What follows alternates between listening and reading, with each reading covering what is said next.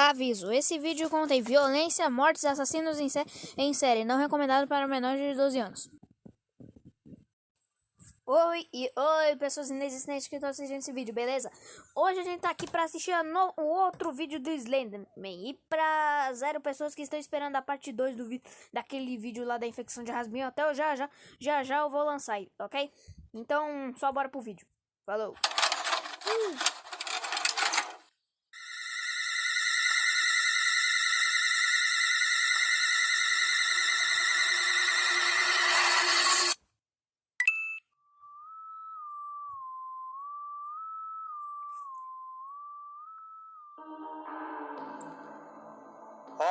Ok, eu acho que todo mundo nos dias de hoje concorda que as creepypastas infelizmente acabaram se tornando uma bela piada. Afinal, a maioria delas, sejamos bem sinceros, são algo bem fruto do seu tempo. Isso para não dizer horríveis. Mesmo sempre tendo algumas creepypastas boas, muito boas e até maravilhosas aqui ou ali, a maioria acabava sempre caindo nos múltiplos clichês do terror mais previsíveis que existem, tipo o que a Analog Horror tá virando hoje em dia. E tem duas dessas... Eu concordo. Hoje em dia tá tendo Analog Horror da porcaria de Divertidamente. Mano, fizeram animações de terror de Divertidamente. Sério, meu irmão. Até de Sonic lá, com o Shin Sonic. É uma história muito idiota. Tipo, é o caso do Sonic XZ.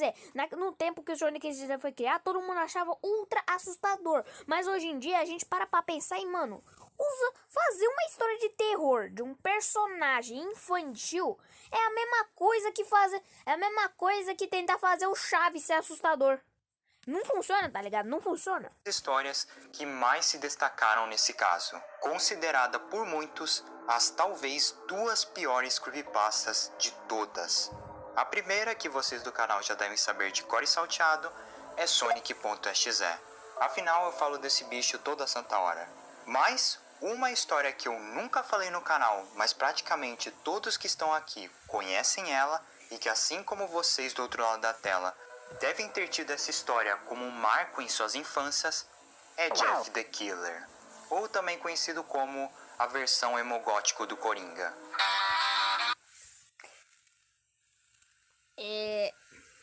Fotos...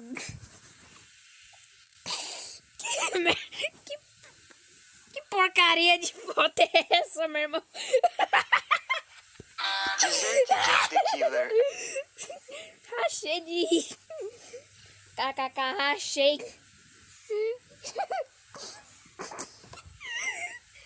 Pô, meu estômago tá até doendo. Uma história ruim é ser até meio generoso com a história. Mas vocês já devem ter ouvido essa mesma conversa múltiplas vezes em tantos canais.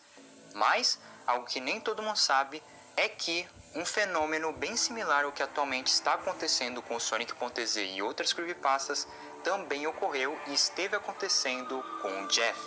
No caso, o surgimento de recriações de sua história que tratavam de a melhorar. O remake de 2015, Jeff Germant de Projecto Cabra, Morgue Files, todas versões muito boas do mesmo. E dentre elas, teve uma versão do Jeff the Killer que ano passado acabou se destacando muito. É claro que eu estou falando da versão criada por Pastra, o provavelmente meu canal de terror favorito. Depois eu faço um react dos vídeos do canal do Pastra. Sei lá, se esse vídeo tiver mais de 3 visualizações, eu faço isso. Sei lá. Dane-se. De todos, e que inclusive eu já falei dele uma vez no canal. Pena que esse vídeo infelizmente não foi tão bem. Mas com certeza sua reescrita do Jeff the Killer deve ser a que eu considero a melhor versão do mesmo, consertando praticamente tudo que a versão original tinha de falho, e até mesmo adicionando coisas que melhoraram a mesma. Com certeza, uma verdadeira história que merece respeito e merece ser mais conhecida.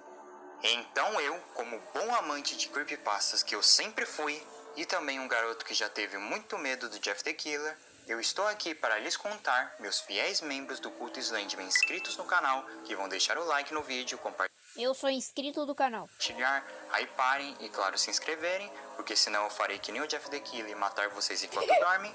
Venham todos Quero só ver tentar. comigo e vamos entender o remake que consertou o Jeff the Killer. Eita, bicho feio da miséria.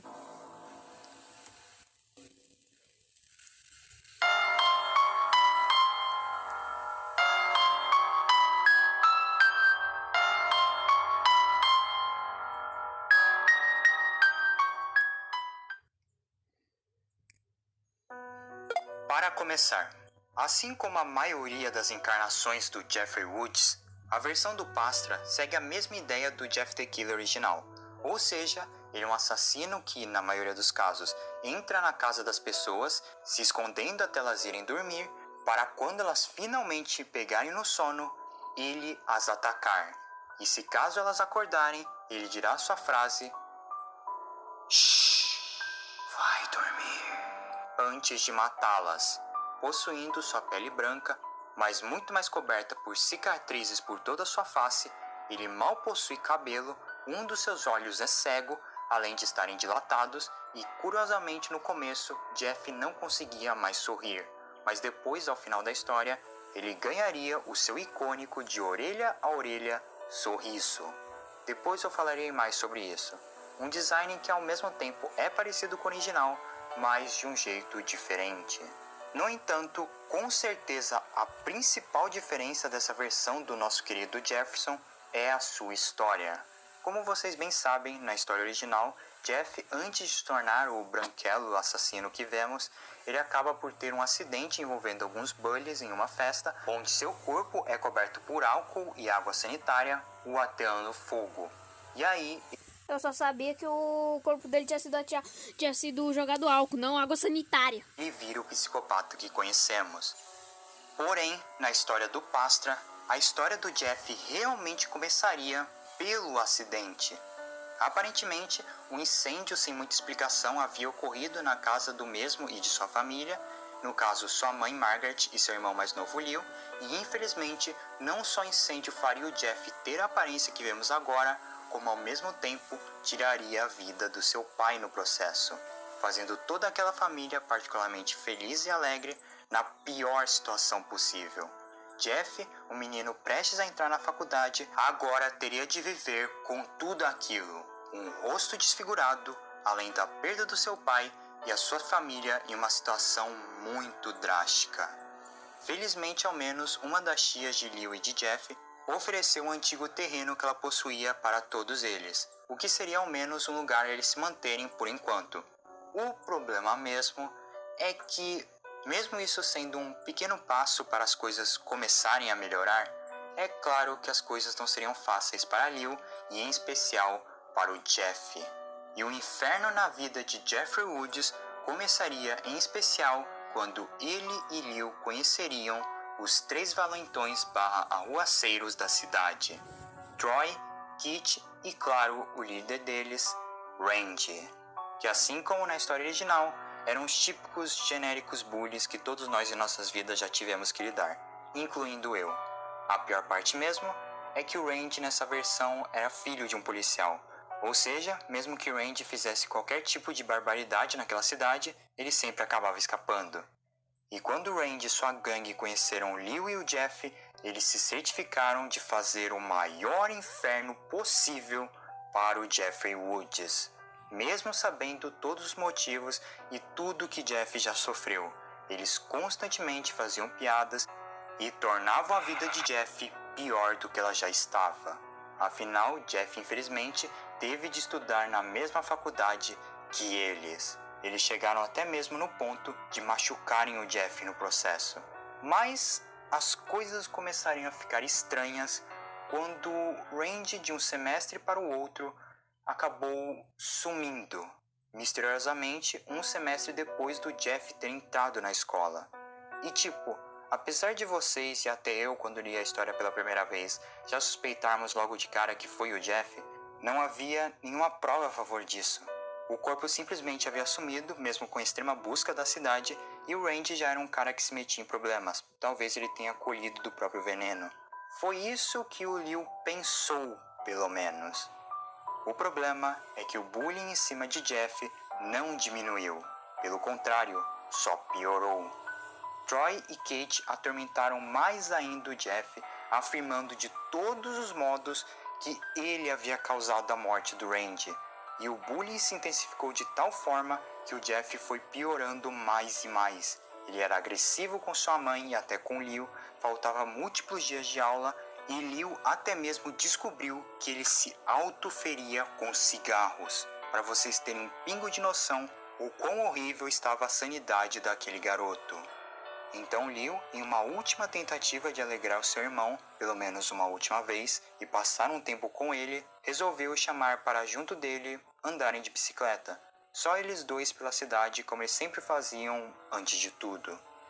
E tudo aquela noite poderia ter sido perfeito, se infelizmente Troy e Kate não estivessem o seguindo naquela mesma noite. E quando tiveram a chance, eles dois encurralaram os dois irmãos com uma faca, obrigando Jeff a contar na frente do seu irmão Liu a verdade. E infelizmente, Jeff sim tinha matado o Randy.